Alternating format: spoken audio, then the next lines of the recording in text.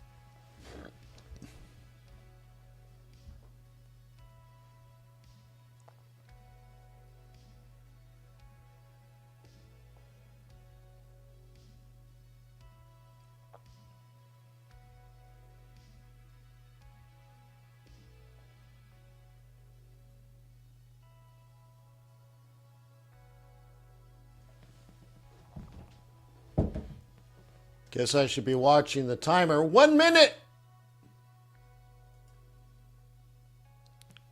Ni hao. Ohio.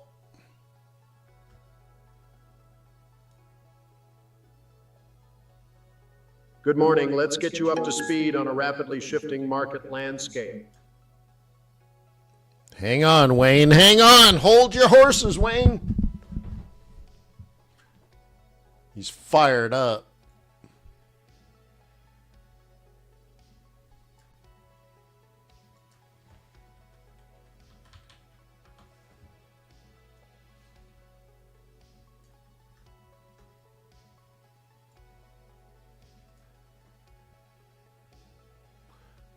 Guess I should probably pull up YouTube.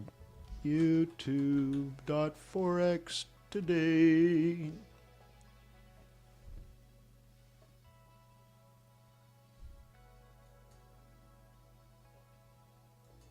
Cool. All right. So I think it's time to go. Yeah, it's time to go. Wasabi. Hey, welcome to Forex.Today, the YouTube community of more than 21,000 foreign exchange traders. We gather here today to conduct technical and fundamental analysis with the overriding goal of planning our trades in advance, because trading is risky, not appropriate for everyone. Your past performance, good or bad, is not necessarily indicative of future results, but please stay small, stay humble, Focus on the long term and never risk money you cannot afford to lose. Let's go!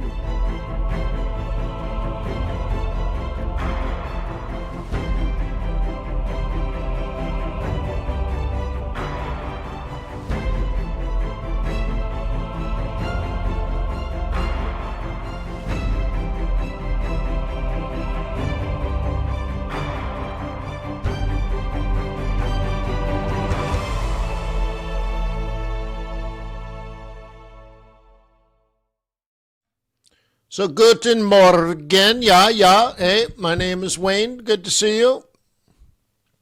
Welcome to my home office. Time to do some trading, time to do some investing. So, the big thing right now is, we're still risk off. In fact, the thing that's got my eye the most right now is VIX. Volatility index has been rising overnight. We're up to 27 and some change. Hey, man, it was bad a couple of days ago at 25. So I didn't like it at 25. I hate it at 27. That shows there is still risk in the market. So that is heavily leaning us toward risk off today. If you use the TRADARS correlation coefficients, you might want to look for dollar strength. You might want to look for gold and silver down, Bitcoin down. That kind of stuff. But we have all these tools inside of TRADARS. Today, like every day, we're going to use TRADARS and Trader's Way. TRADARS for analytics, Trader's Way for execution. Oh, it's beautiful. Beautiful. And sometime soon, very soon, I'm going to return the program where if you execute your trades through us via Trader's Way, you will get a spread rebate put into your trading account every day. So some of your spread gets put back to help offset your cost of your subscription to TRADARS. Isn't that cool? So hopefully you're interested in that. So anyways, here we are, tradars.com. Let me log in. Cool. Let me launch the platform.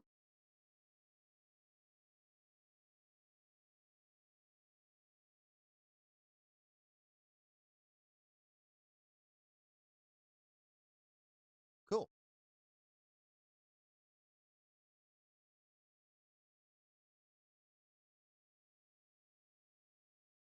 Good morning. Let's get you up to speed on a rapidly shifting market landscape. The market has entered a decisive risk-off environment driven by a significant move in the U.S. Treasury market, where the U.S. 10-year yield has climbed to 4.38%.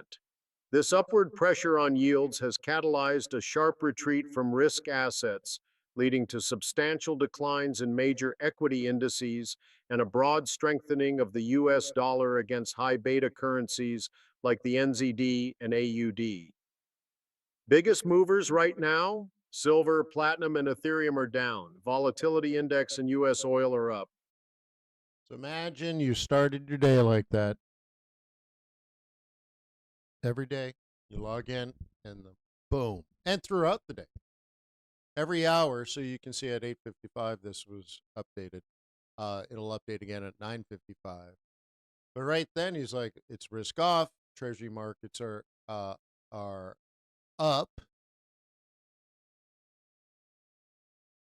Stock markets are down and expected to be down. VIX, crazy, right? Yeah. Volatility and oil are up. This is bad. You don't want $95 oil. You don't want high vol. Look at this. We're at 27 right now. It was higher than this. So not much higher, but it was higher than this earlier this morning. But 27 is crazy, and that's more than 6.5% up from yesterday. And yesterday was not a good day.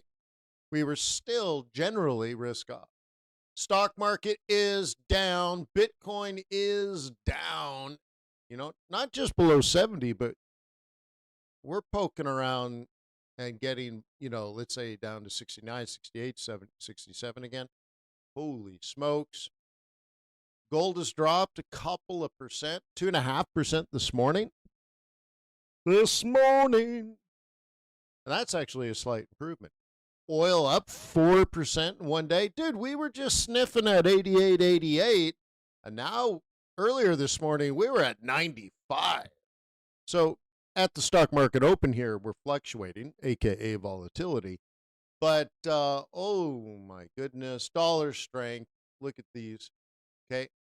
Treasury market falling and yield rising. But they're not buying the stock market, so Treasuries down, stock market down, Bitcoin down, gold down. Everyone's going to cash, bro. And maybe this time, instead of hedging with Treasuries, they're hedging with oil. They're like, you know what? This is an oil issue, so I'm going to hedge with oil.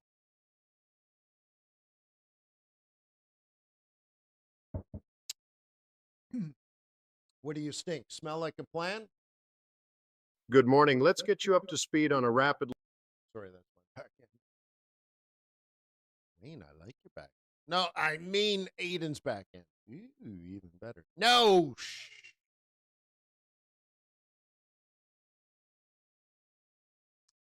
Yeah. So anyways, that is the world as we know it. Let's get an update on headlines. J.D. Vance working to eliminate Netanyahu from Trump's decision-making circle. Report.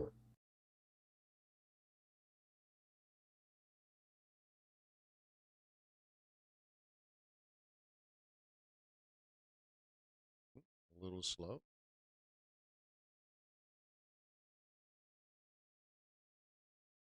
Venezuela oil magnate Ruperti remains detained, lawyers say.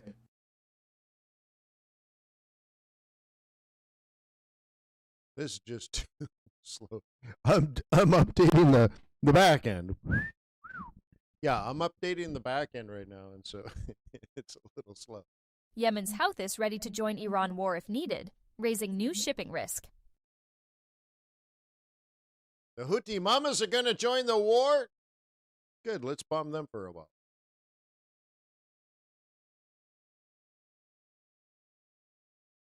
Wow, okay, I'm not going to hang around. This is too slow. Kiwi dollar, US dollar, RBNZ risk, but pressure to persist. HSBC.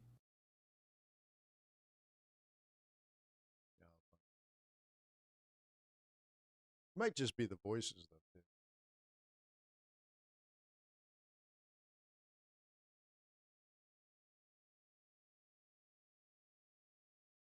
South African producer price inflation eases to 7-month low. South Africa. SARB interest rate. Decision meets expectations. Yeah, something weird is going on for 6.75%. sure. So anyways, oil, volatile price. Wow, something really strange is going on. All right, I'll get that taken care of. But anyway, so what we're talking about here is high VIX. High VIX is back.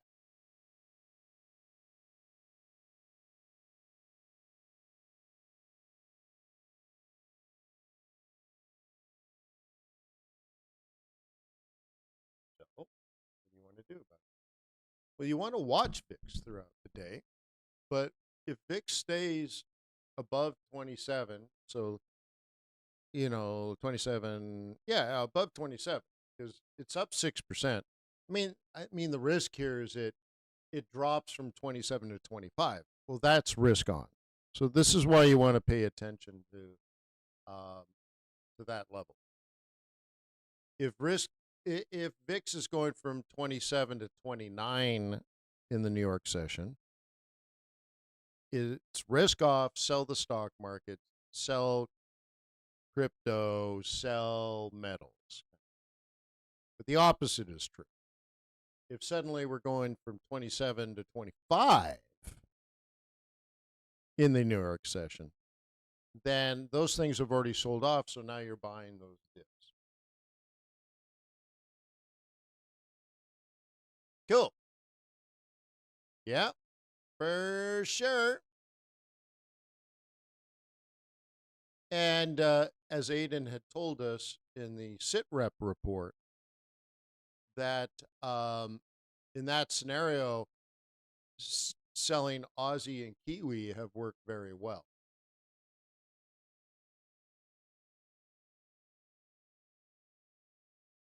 So Euro, Aussie up, Aussie, Kiwi flat. So Aussie and Kiwi, remember, Aiden just said, based on what he sees, selling Aussie and Kiwi ain't a bad idea. Well, Aussie's falling versus CAD.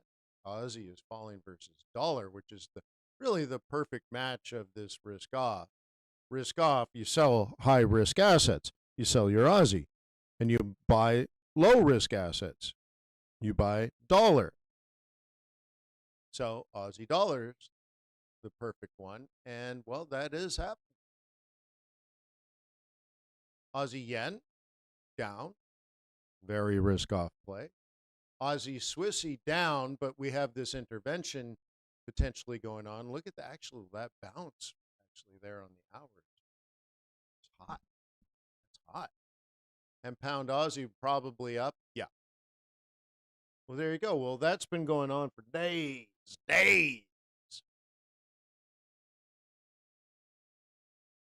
Cool, right? Yeah, very cool.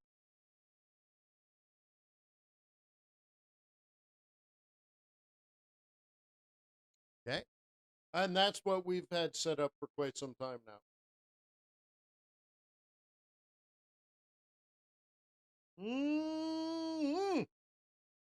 What do you think of that, bro? We've had this set for days.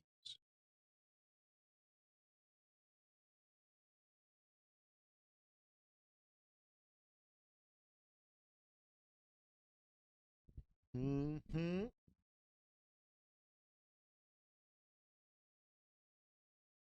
Like my machine went to sleep behind me.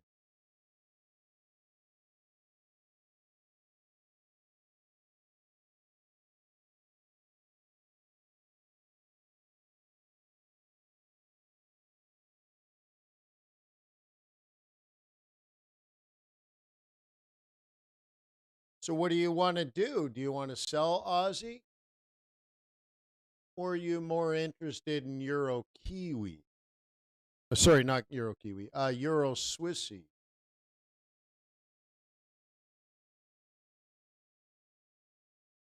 So that's one. See, I believe you need to be thematic. Thematic in this case, risk off, sell a risk on asset. Risk on asset is Aussie. Aussie is no longer going up because the market conditions are risk off. So in general, you would sell a risk off currency. And if the markets turn risk on, you would buy a risk on currency. You see how smart that is? Right? You don't have to be a rocket surgeon to understand that. Well, you have to at least be able to know what the market conditions are so you can make that simple, straightforward decision. Another theme that you could be playing right now versus, like I say theme, what I see most retail Forex traders do is log into a 15-minute chart and ask, hey, MACD, what should I do? How do I get rich trading MACD on a 5-minute chart? Well, you won't get rich quick, but you could possibly get poor quickly. Yeah. So anyways, instead, you can be a fundamental, thematic trader and investor. And so what I discussed a week ago, last week, we had a Swiss National Bank central meeting. If you paid attention, they basically said, yeah, we're probably going to intervene. And then I did a speech saying, yeah, well, what that means is they want to sell the Swiss franc and they're probably going to buy euro. But they could buy anything. They could buy gold, they could buy pound, which would make sense. What they could buy, but would they buy Kiwi or Aussie? No, but if Swissy weakens, then those things would. But under those market conditions, you wouldn't want to do that. So anyway, so we go back, and I said the number one thing is Euro Swissy. I said that's the most effective intervention tool that the Swiss National Bank would have. Okay, so you would look for Euro Swissy. Yeah, and then I drew this. Cool. So is this what you're trying to do? What's your plan, Stan?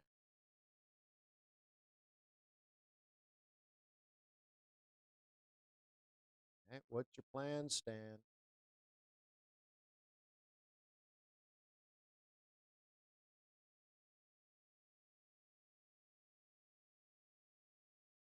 Okay, so you could be thematic. What do you intend to do on this sucker? Are you going to take it north? Are you going to buy it at support? Oh, you already missed that, bro. You should have been looking. Sniper's got to keep his eyes in the scope.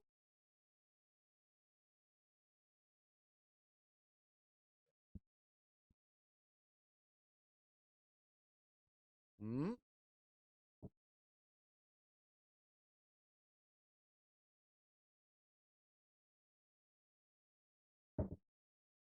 This has nothing to do with risk on, risk off.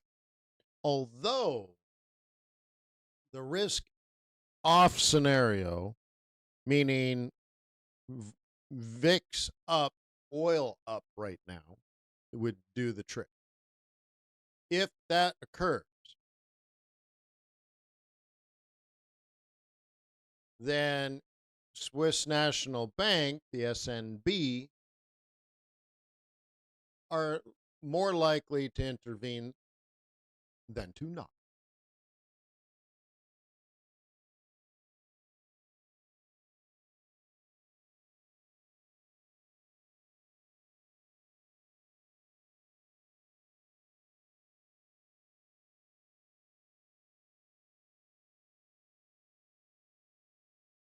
Is this something that you're playing? Is this a theme that you're watching? Is this something that you care about? Is this something that you think about? Did you go back and review the Swiss National Bank last week? What is it that they said? What was the clue? What was the hint? What is he talking about?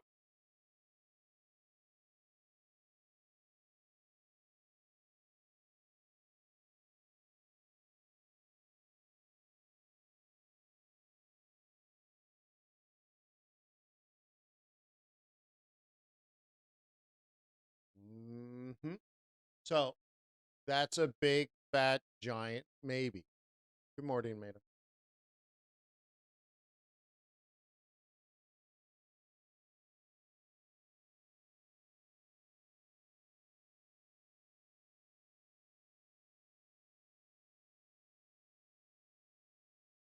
I see Aussie coming back here against Euro. Euro dollar coming down. Interesting. So probably a bit of news seems to be.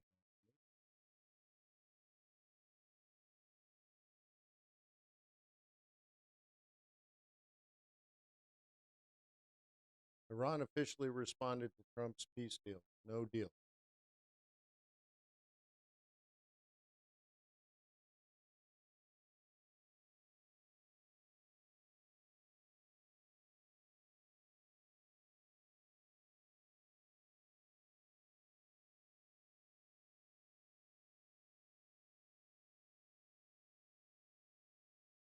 Iran officially responded to Trump's peace plan.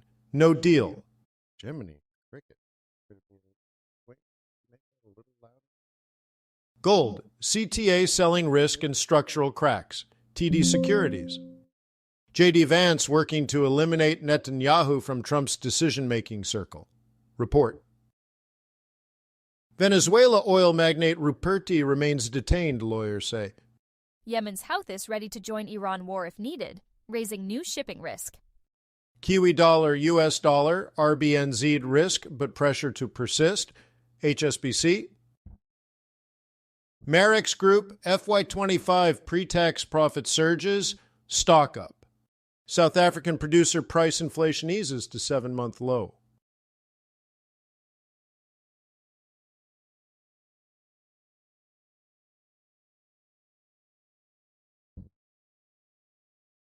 This looks like a bit of improvement if you were to read gold on its own. It's not behaving as risk off as it was earlier today. Interesting, which would indicate oil probably down. Now oil was at 95 and now we're at 93 and a half. So oil is coming down. Brent is coming down. That should push gold up, which is interesting because, well, maybe it's just market open noise and positioning here, but it has not been risk on. We know that for sure.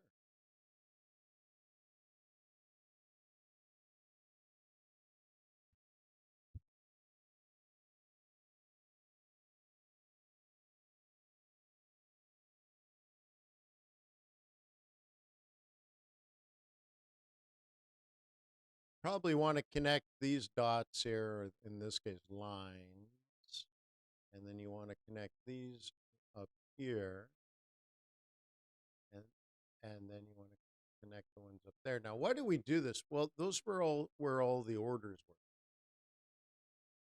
So a bear would sell up in here. I mean, you could even argue this has been defined as a sell zone, right? Yeah. Okay. All that makes sense. Now, it'd be interesting is if you can get up to here down, that could be an opportunity for up, but that would be risk on. So what we haven't seen overnight is risk on. We've seen risk off. So at the open of the U.S. session, this could just be new trades coming in, and this would be the sell zone. So if you were going to stay bearish, you would take this down. But then you want to see oil. Well, you don't want to, but you would, based on what's been happening recently, if gold is going to go up, oil is going to go down. Now, if you were going to sell gold high at resistance here or here, you would also want to keep an eyeball. Let me get rid of Brent here. You probably want to keep an eyeball of silver. Let's kill silver. You want to keep an eyeball on these two. Trade them together, you know? So if one is going up, the other should be heading down, according to our current Pearson correlation coefficient. Yeah. You guys like the correlation coefficient?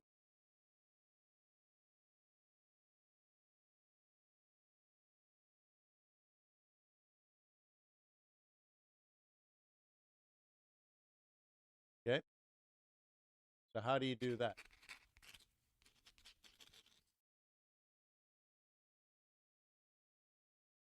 Oh, YouTube won't let me post the whole thing.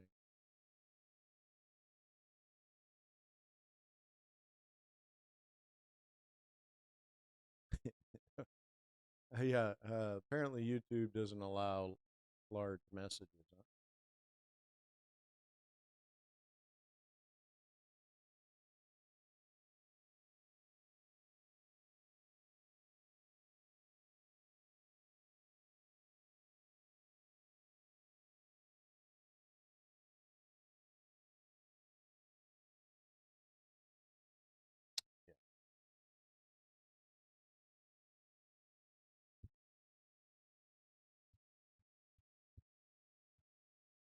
Right. No, I agree with you, Denise. Denise brings up an astute point.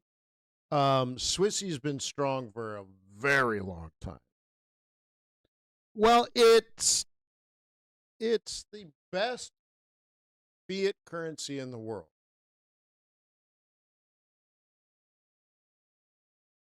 Yeah. So that's that. So if you were going to own a fiat currency, that's the one you were going to own. Now, intervention is different, where we're not talking about supply and demand. We're talking about the central bank on purpose manipulating the value of the currency. And my past experience, in particular with the Swiss National Bank, but with all intervention, you don't want to get in the way, and it also never works.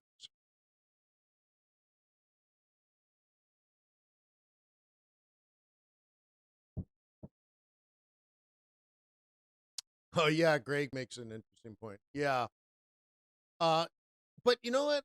Out of the BOJ, they actually have the most interesting reports because they'll talk about cultural norms and a bunch of other things, which, like for example, they were analyzing why they had such low inflation. This was a year or two ago. And they were talking about how in Japan, it was culturally inappropriate to ask your boss for a raise, even though you've been working for 25 years without a raise. And to go and say, "Can I have a 2% raise?" would be culturally unacceptable. And they're like, "Well, this is one of the reasons why we don't have any inflation, because nobody ever gets a raise. So there's never sort of more demand for money or whatever. And you don't really get things like that from other central banks. And it's just interesting if you actually read these reports, which nobody does. But if you actually read them, they're actually pretty interesting by the time you get to know all the different constituencies, right?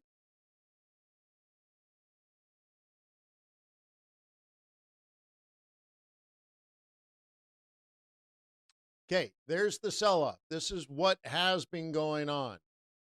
So, oil up, gold down is what's been going on all day. We have this stock market open. Ding, ding, ding, ding, ding, ding, ding. And suddenly gold goes up. Okay, until what? Maybe until it hits all the sell orders and then everybody takes it back down. And that would be the difference between sort of a day trade or an intraday trade and a swing, or a market open scalp. Um, if you could perhaps have made a decision. No, we still don't know what's going to happen the next 12 hours in trading, do we? No, we don't. And there's lots of variables, and with geopolitics driving things, it's not even likely to be logical or macro or supply and demand related. But a tweet could do it, a drone can do it, right? A press release could do it, and suddenly all hell breaks. Yeah. Well, that's risky. Yeah. So you may have started the day to say, "I'm staring at a 27 handle on a VIX, man. I'm going to sell this high." Go.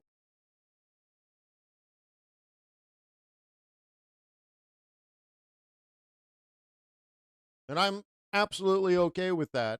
I don't want you switching teams every 20 minutes, though. And the reason you use a stop loss, because no matter what direction you're trading these days, whether you're long or short, risk on or risk off, whatever, one tweet can ruin your trade. Use a stop. You can be short and all of a sudden, boom, a big spike. You could be long and boom, a big crash. But just pick one.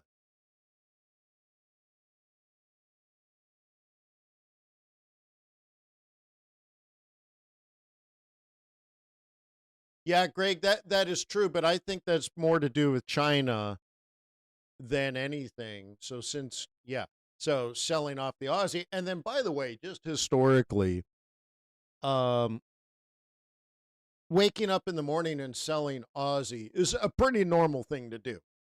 If you've been doing this, and I know you have, Greg, if you've been doing this for decades, selling Aussie has been a pretty normal thing to do.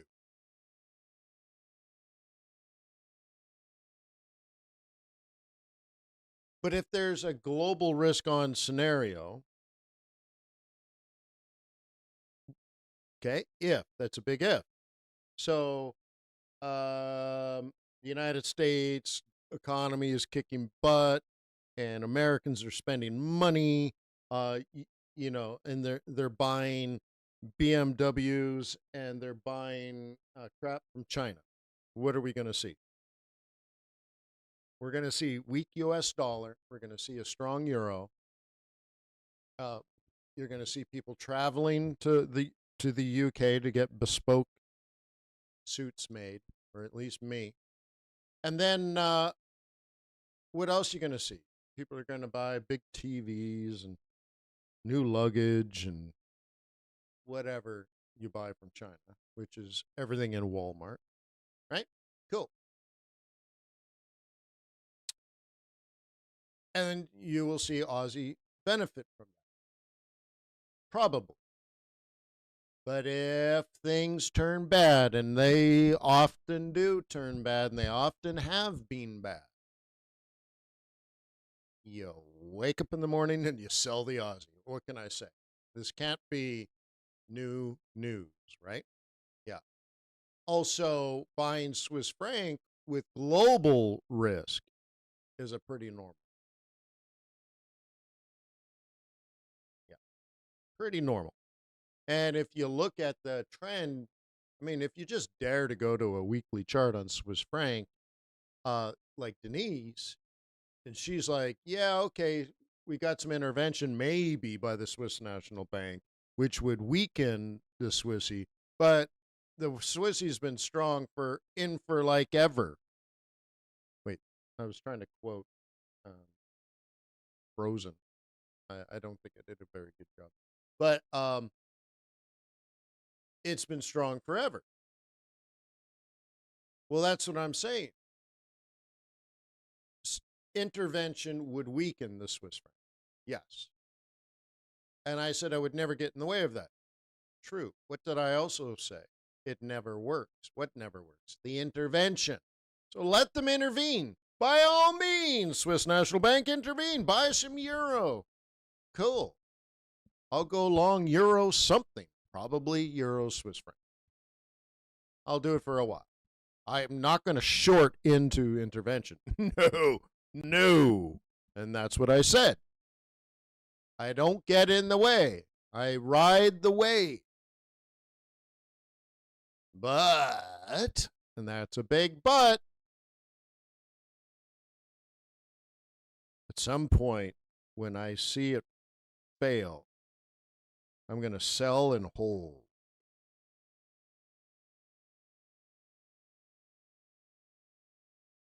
Phone is freaking out, dude. Dude, seriously. Damn, why are you freaking out, dude?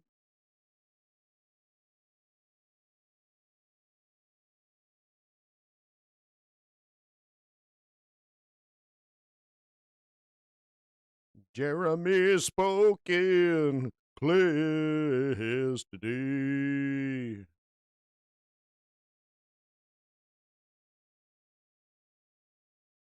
All right, just nothing, just nothing.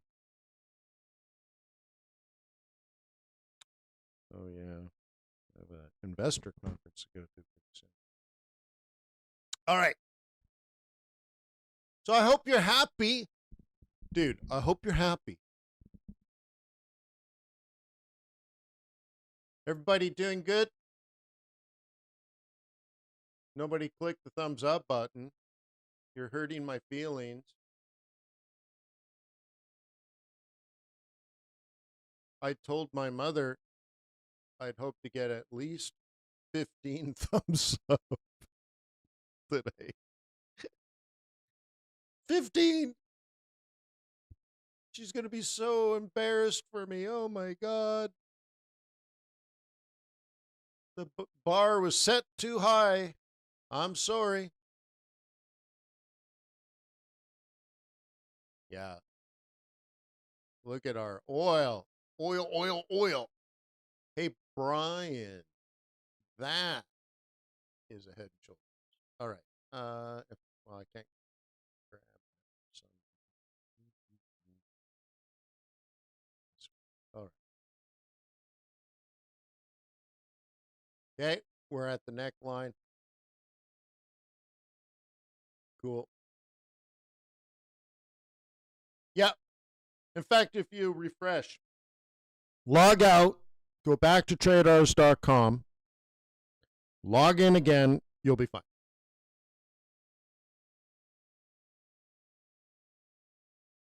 Yeah.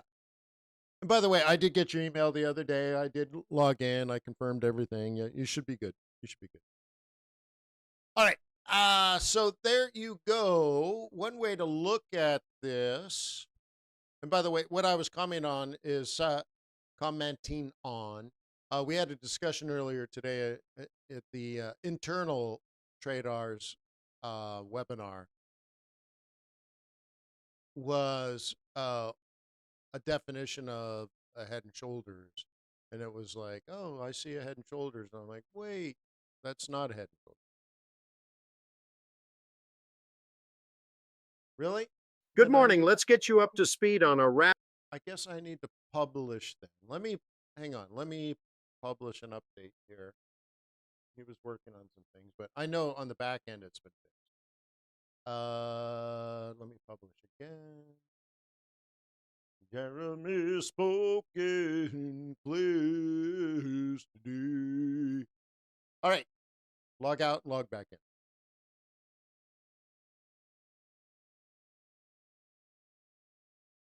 Yeah. Sorry about that, but we've addressed it, and that's been fixed. So I just hadn't published it to the front end. We fixed it on the back end. Anyway, sorry. It's been a busy morning, right? Yeah. All right. So that is closer to a head and shoulders. And if the head and shoulders plays out, that's what it'll look like. Now, if we go to the bottom, this becomes a crown, not a head and shoulders. And more likely, it wouldn't pull back this much, although it could. But I would assume, which is dangerous, right? I would assume more like projecting like that if it made the lower low. The lower high would be lower than otherwise. Okay, closer to that, but whatever. I'm not going to override. Sell the lower high. What does it matter, right? The other thing you could do here, of course, is Fibonacci. And so let me show you that. You could take the current low and the current high, and that gets you this, which is, right? I don't use Fibonacci, so I use Wayne-Anacci. I know, hokey pokey. I only to say like Fibonacci doesn't actually matter, but it was telling you the same thing. I used a 66, right?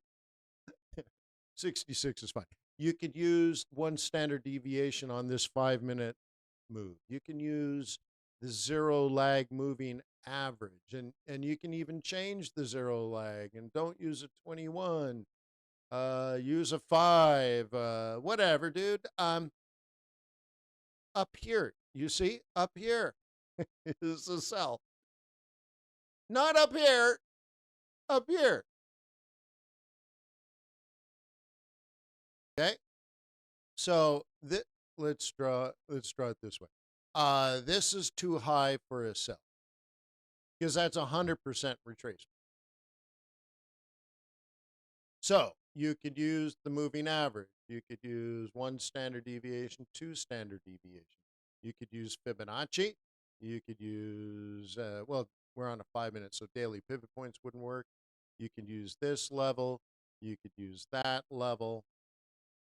You could use that level. So all of a sudden, look at all our use cases. Okay.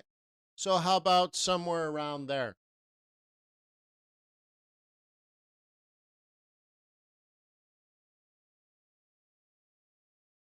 And, right? So we go back to the current strategy here of if that is true, then the plan is somewhere in that zone because of all those reasons to sell. This is what we're thinking. Between now and let's call it the London close. Is that going to happen? I don't know. But you got to pick a team, don't you? Okay, H2O producer. Look at Aussie yen. Well, Aussie's bearish, right? Yeah. And yen is bullish, right? Yeah. So what is it you want to know?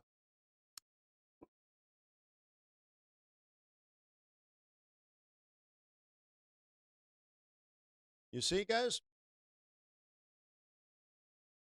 We don't know if that's going to happen, but if something like that happens, you should recognize at some point, and some point probably around here, that it's happened and that you're heading this way. If then, don't read the chart looking for it to tell you to do something. You should come to the chart knowing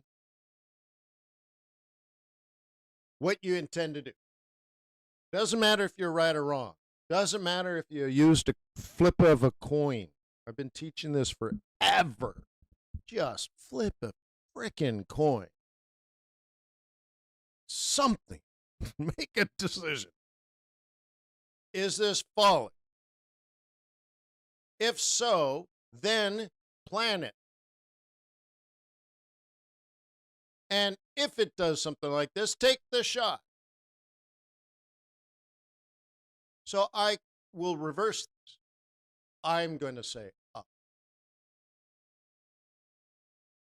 Cool. I'm going to say up. Is it bullish? Not right now. So if this is up, you're going to take down, right?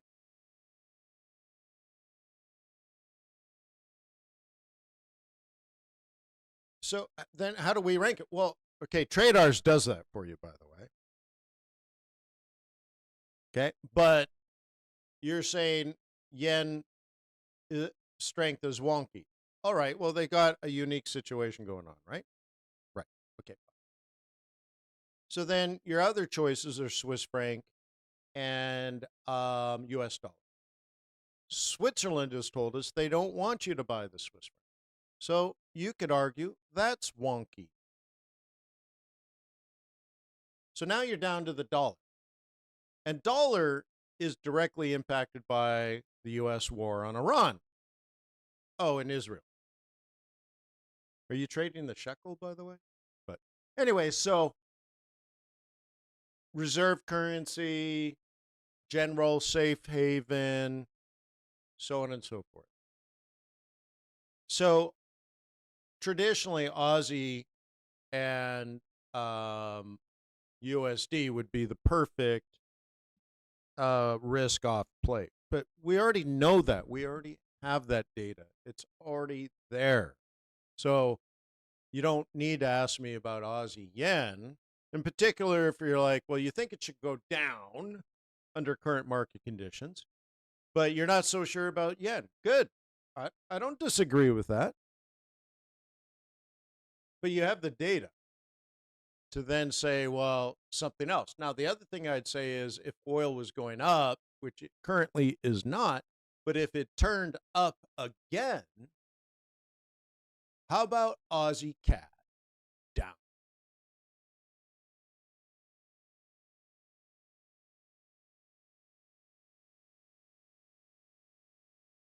Okay. thematic. I want you to be thematic. How about if oil up, Norway up? Or if oil up, CAD up?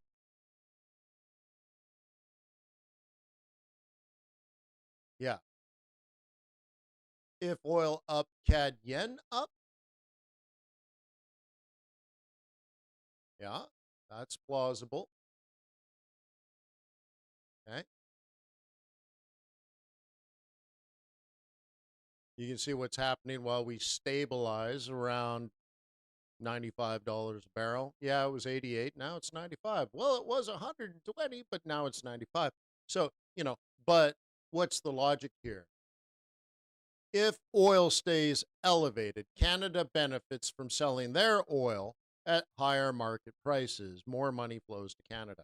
Meanwhile, what about Japan? Japan has to buy all its energy, and it has to give up yen to increase its supply of energy. Giving up the yen means the yen is sold in the interbanking system to be converted to dollars, to be converted to oil. So the supply, you guys remember all this? Let's do it. Let's just do it for fun. All right, we'll do this here. Okay. Great. Supply.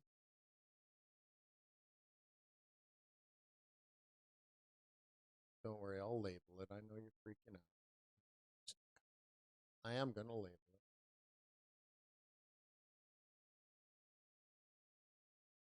it. Okay. And we'll call yen, oops, yen market. Okay, this is the value of the yen. This is the quantity of yen in the interbanking system,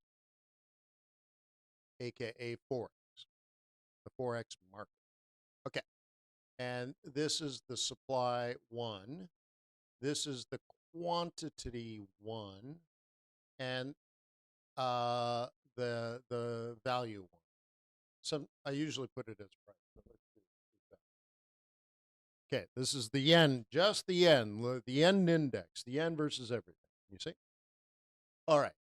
So Japan suddenly has to pay 100% more for the same amount of energy. So the amount of yen in the interbanking system doubles. And that's going to be represented by supply 2. Supply 2. So now we have a new equilibrium. We'll do, I guess it's an orange. Okay. So now you get something like this. Label the chart. Okay. So quantity 2, as I expressed, the amount of yen in the interbanking system has gone up because they have to give up more yen to buy the same amount of energy, and they have to buy it no matter what the price is. So therefore, the impact on the value of the yen is the value of the yen drops versus everything. Now, in particular, if they're giving up yen to buy dollar, then they're demanding dollar. So the value of the dollar goes up and the value of the yen goes down. Cool. So CAD could benefit. That could be CAD yen up. You could look at it as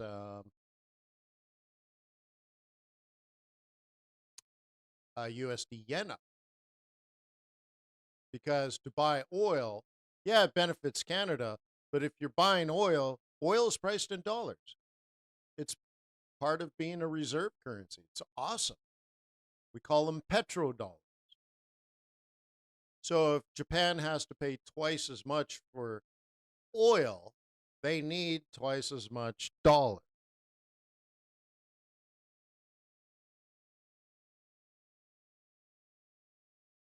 So maybe that's your play.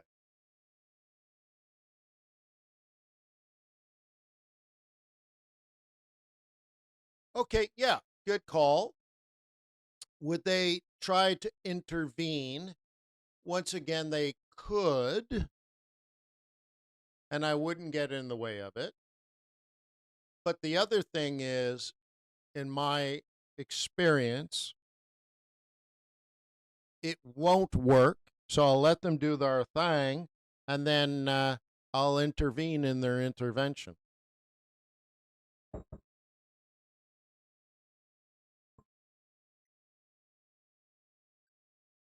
Hello?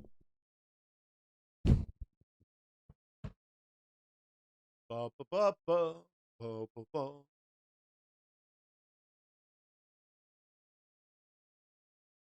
Good morning. Let's get you up to speed on. Sorry, didn't mean to open that page. All right, so that's that.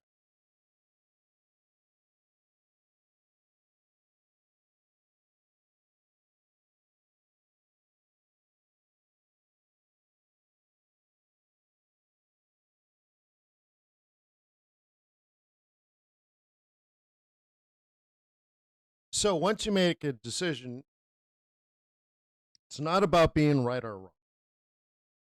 You have to get past this. Your job is not to outsmart the market. Your job is to trade with the market, because if the market is behind you, they're the ones that are going to push up or push down the value, and you need them to do that if you're going to make.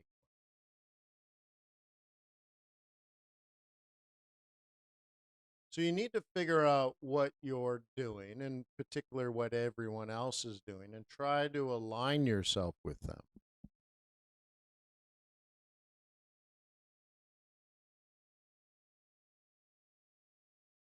Okay? And then make the trades as low risk as possible.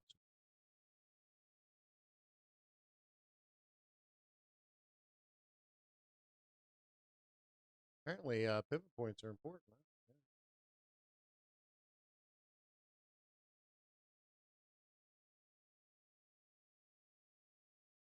Yeah. So we are up high. This is definitely elevated.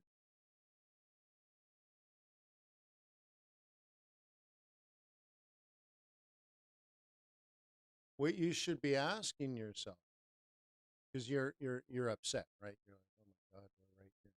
Yeah. Well, okay. If you had been thinking the way I'm discussing with you, then buying dips in here was pretty reasonable. But you're like, oh, but the war was over. Well, okay, maybe it's not over. Um, Now think about the next week or two or three or four in advance. Don't worry about what's happening now. Don't worry about it. If market conditions continue and we don't have a resolution, and oil prices do stay elevated, are we going to 163.70? And that's 400 pips up. Is that what you intend to do? What is your intention? That's what I want you to focus on. And then worry about, okay, if you've decided like, yeah, this is going to go up 400 or 500 pips. Cool. So get ready. Is there going to be an opportunity on this 5 minute to buy? And also, do you have the strength to hold it? Not if it's falling. Okay. I want you to have a strong opinion, but a weak conviction. You're like, absolutely, this thing's going up 500 pips. I know it for 100%. As soon as you're down, you're like, forget it. Give me my money back. Strong opinion, weak conviction. Do not say, I'm stubborn. I don't care how much this falls. Or even worse, be dumb. I'm going to dollar cost average this sucker. I'm going to keep buying as it's falling. Dude, no way. Take your grid, go somewhere else.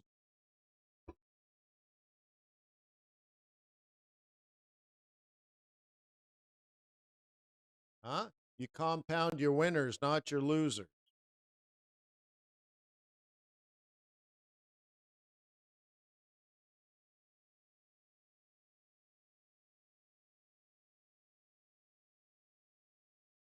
Well, sometimes, Greg, that vol's good and sometimes it's bad, right?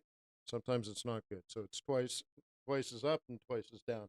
But I understand what you're saying. Oh! Woo!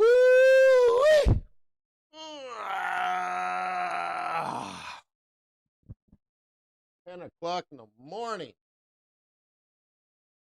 My gosh, it's past my lunchtime. I haven't eaten.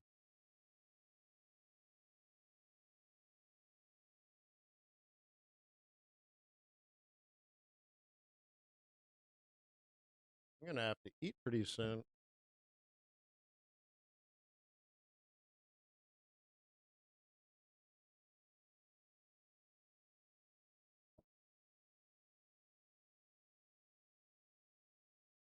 Oh, I saw the previous, I see Prince's comment. Once mentioned that Aussie and yen and Aussie Swissy are basically the same. Yes. Based on, risk off. Yes. But as Greg points out, they are different.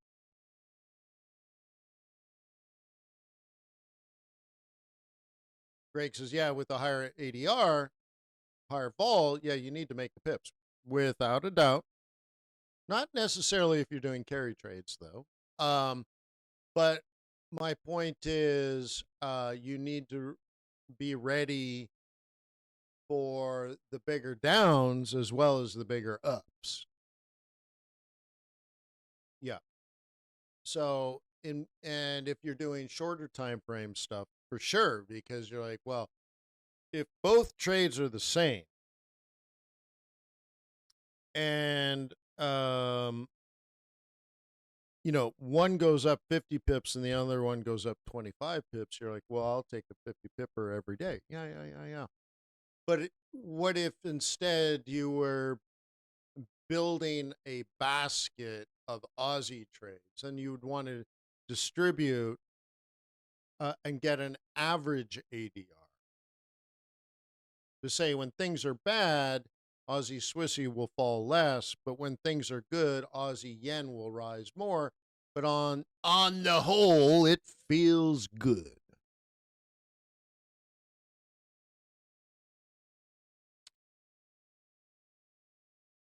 So, like in general, if things stay risk off and global GDP is negatively impacted, and we start to see like World Bank and IMF and others, you know, indicating a potential slowdown in global GPT, GDP,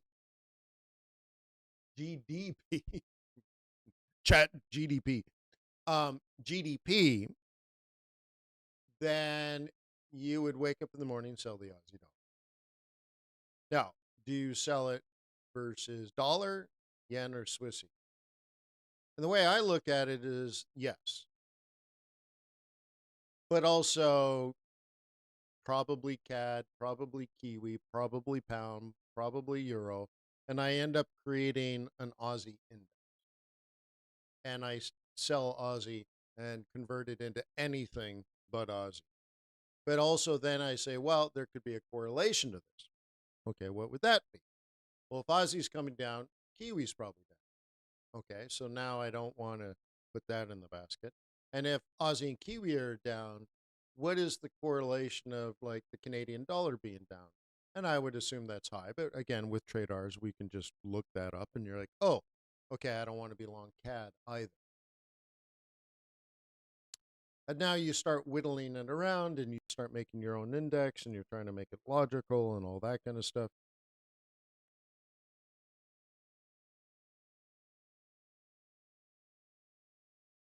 Because imagine if things were bad, things were risk off, we have slowing global GDP, the assumption under that is dollar would get strong, Swissy would get strong, yen would get strong because of the relative change in global flow, capital allocation into risk or into safety. So that flow, you would assume, and then go to try to verify, is the dollar, is the yen, is the Swissy getting strong? Okay, great. So where's that money coming out of if it's going into Aussie, yen, and Swissy? Where's it coming from? Are people moving money out of their British bank account into the Swiss bank account? Or their German into their Swiss bank account? Or are they moving it from Saudi? Or are they moving it from China, aka Singapore? Like, where are these flows coming from? And that's why the other assets are falling, because they're being converted. The supply of those currencies like Aussie dollar right now is increasing, therefore the value is falling. But if money is leaving Australia and going to Switzerland, doesn't matter why. Again, we can thread the needle here and try to understand what might be happening, but the idea is if it is happening, it's happening probably for multiple reasons. The thing is, if money is going to Switzerland or the United States, okay, so you might end up only selling Aussie, Swissy, Aussie yen, and Aussie US dollar, because now you're trading capital flow, and that's what we call macroeconomics.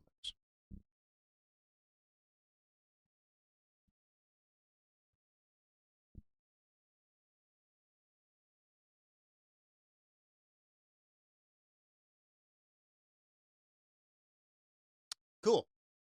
So make a decision, and I think your real decision today is if you have an opportunity to buy around the 4 hour, in particular a future 4 hour, I think it's actually already paid out. Okay, so I think there's really only two things going on right now with USD yen, in my humble opinion. Bulls buy here, bears sell here, right? Oops, somewhere in there, somewhere in here, and all the buy orders this morning, and I mean in this case this week really, was at that price level. And right, the sell orders are up here, and amateurs are somewhere in the middle. So the real question, it's Thursday, right? So you need to be planning next week. If you're not planning next week, you're not being competitive. So next week looks like this. If you're a bull,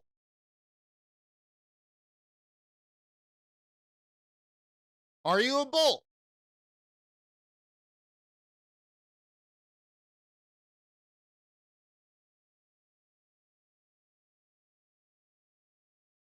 And I personally only make that type of trade if I'm trading oil going up. I usually don't trade this pair, but I like trading this pair in a situation where the US dollar is become a safe haven, specifically because of high oil prices. I need the combination. If it was a different situation, global economic slowdown in general, not because of oil, but because of demand, not an exogenous supply shock. I guess I should say it this way. An exogenous supply shock for oil, USD yen, is great. Probably consider CAD yen as well. Cool. Because it's oil. How about Norway? Sure. So there's my basket. But if it was different, then guess what? If it was global demand destruction, both dollar and yen, in my assumption, would be relatively strong. I wouldn't trade them together.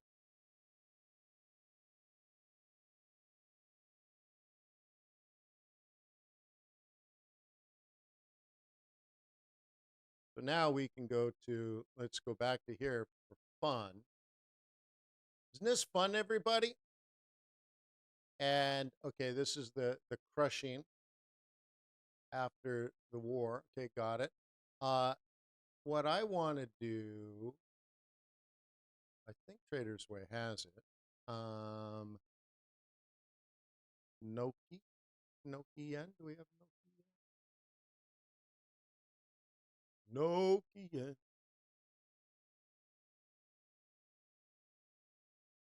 That would be perfect. Or Norway euro. I guess we could do that. That's what I traded when Russia attacked the Ukraine. I traded euro Norway. We could always do that. I'd like to see if we have Norway. Obviously, it's not something normal trade.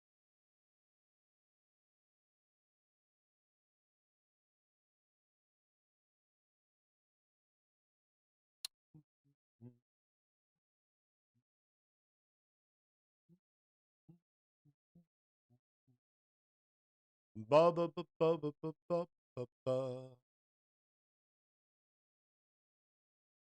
Noki dollar. Oh, that's Noki dollar. I don't want that one because they're both likely to be strong. I could do euro and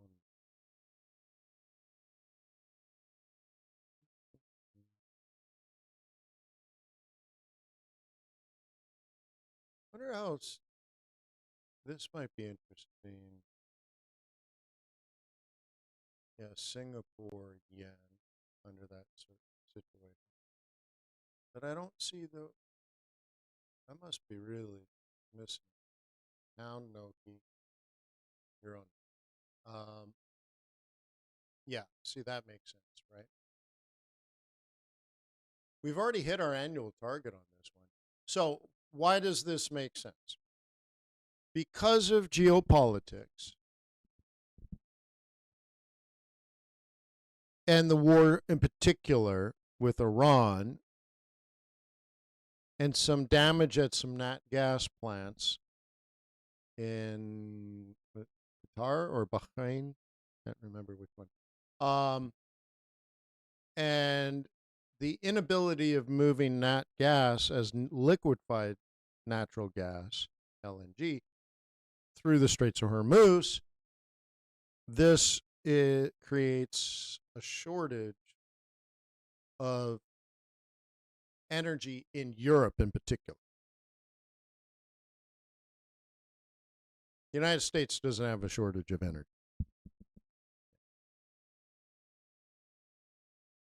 Unless you live in Southern California, right, Greg? Yeah. Anywho, then what?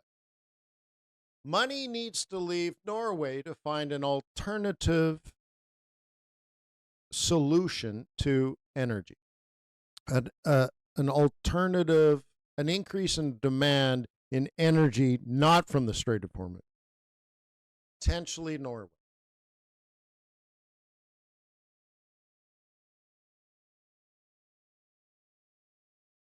So money is flowing from Europe to Norway. Yeah. And that could be your trade.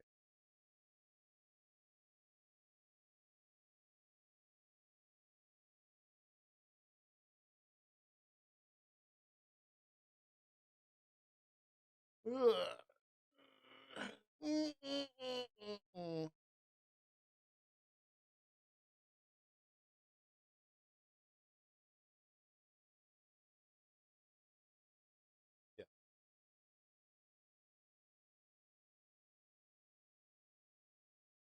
Noise.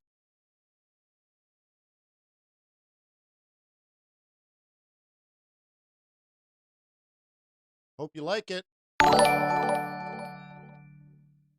So now you have to sit and wait. Now, again, this is like a flip of a coin. Okay? This is a flip of a coin. If you like that logic, you're going to sell it high. Now? No. Now? No. Now? No. Then you say, well, Wayne, well, what about, this giant pivot area? Yeah. That was a while ago. You're right. For sure. You're right. Totally correct. So maybe you missed the whole downward move. Okay. You don't know. But is this a reset? Oops.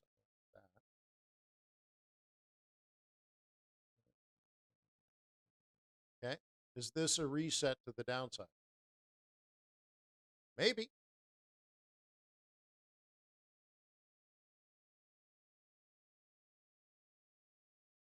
Okay, maybe. But is this what you're trading now? You need to make a decision, and you either get the opportunity to sell and take it below that target. So let me go back to the 4-hour just to make sure you know where we are in context. Okay. Our target back in December of 2025, our projected low was around 11.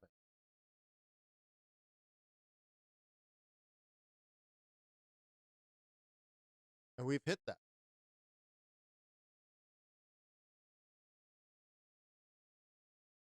Right? There it is. And that's actually what happened. We hit 11 and bounced. Okay, we hit a cycle. But this price predicts that move if you're a bear. Again, it doesn't tell you it's going to fall. You just have to be a bear. Now, seasonally, that's for you to look up. Okay. So anyways, now you have a new thesis that this will continue because the war is going to drag on more. It's not over. Okay? So we're going to plan next week, ladies and germs.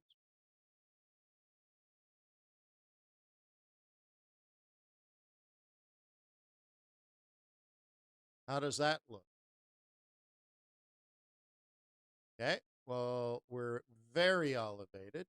Maybe we need to look to plan next week. We have to plan next month. Go! Dude. Dude. You see this?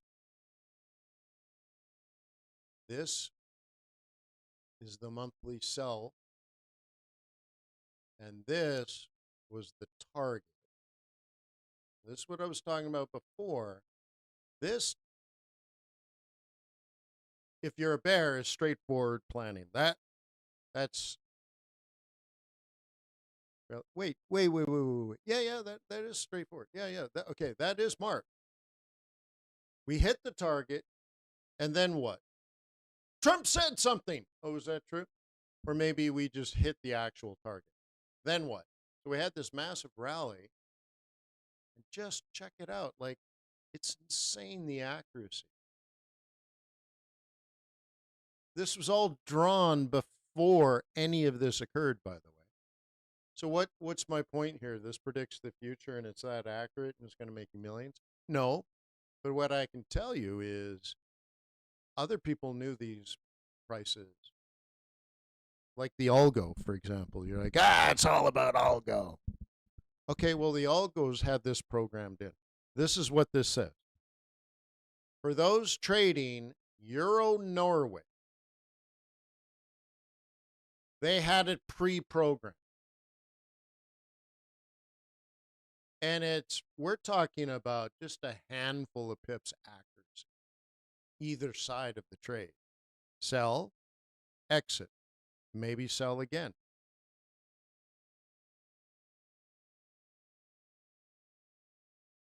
Okay, so now we're left with two scenarios here. Okay, if you think the war is going to end soon, that's what is likely to happen. If you think it's going to continue, this is likely to happen. And so why do I show this? This is April sell zone. And a few days ago, it was higher because I understand the math. So I think it would have looked like this 3 or 4 days ago. I think it might be in play because here's my logic, and I don't know what everyone else is doing. I don't know. I don't have a crystal ball. I don't know the future, but I do know that the market understood these prices and they were pre-programmed to do whatever they were programmed to do. Most likely sell, exit. The exit happened like this because so many stops were taken out. And now maybe they're rebuilding those positions again for a new leg down. Just because it's green candles doesn't mean bulls are buying. What it probably means is they knew to bears knew to sell and buy and sell again and buy. They knew it, they know it, they're going to do it again. Now, I don't, these are all Wayne's personal assumptions, but when I look at the accuracy, I'm like, dude, these sons of guns know exactly what they're doing. I can see inside their brain, like, dude, I know the tools they're using. I know their opinions. I know their strategies. This is what I'm trying to do, guys. I'm trying to understand the rest of the market. And green candles don't mean bull. So pick a decide. Did bulls actually buy this or was it bears exiting? And if we don't have a resolution to the energy crisis, then the bears are on a round trip again. And guess what? Your day trade might last a month or 2 or 10. There's two things going on here: geopolitics, but also normality. Are you tracking seasonality of energy? I am. So we have geopolitical supply that impacts price, but we have seasonal demand that can impact price. Maybe, just maybe, they collide in a perfect storm. I don't know. I don't know. This is my interpretation, but that's real. That is happening. That did happen. This isn't fake. So it's your interpretation. What do you intend to do? Are you intending on selling?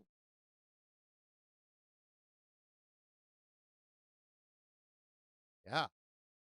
Well, dude, what if this is a big deal? How far could it fall? I don't know. You tell me. Here or here? Cool. Well, I bet you there's orders down there, but we won't know until we get there. But we're not going to get there in April.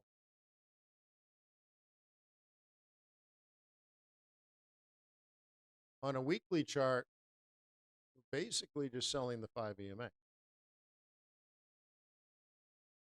And the only thing that's happened is it stopped falling for a couple of weeks. But, could this drop to 11? Wait. we were looking at 11 being the target. Whoa, the long-term annual target. Oh. So it's a big, fat, giant maybe. So you make a decision. Is that what we're doing or not? And then you decide, well, what are the principles behind this decision? The war is going to go on and on and on and on and on. Okay, great. Is that going to happen? We don't know. But you made a decision. You flipped a coin. I don't care. But this helps you two things. You know direction and you know the rationale. Europe paying more for energy from Norway. Gotcha. We don't know if that's true, but it's a hypothesis and it seems to make sense. The second thing is one day you wake up and it looks like the war is over. Use your stops. Have stops. And stop doing what you were doing because the logic died. Oh, but the MACD says down. Take your MACD and shove it. Because you're using it wrong. The MACD is not telling you anything. The MACD is important, but it's not telling you anything that's going to be useful in a scenario like that. What it's doing is measuring the distance between two moving averages and telling you, are they converging or diverging? And you probably don't, if you don't understand what it's actually telling you, then you have it set on the wrong moving averages anyways. So, dude, start with the logic. Start with the flip of a coin. Here, let's flip it, and you're like, the war's over. Okay, well, as long as Euro Kiwi is falling, okay, you're not bull. So you're like, the war's going to be over in a day or two. Good. Is this bullish? No. But if you're correct in your hypotheses that it's going to be over in a day or two, then this will go up, probably. And a bunch of other things would likely happen. Canadian dollar would probably fall. Yen would probably rally. Well, sorry. Yen would, yeah, maybe. Yeah, so anyway, so you make your decisions and you wait. So let's say, again, you think the war's over in the next couple of days. So my theory is Euro Norway would go up. Is it going up? No. Nope. Is it bullish now? No. Is it bullish now? No.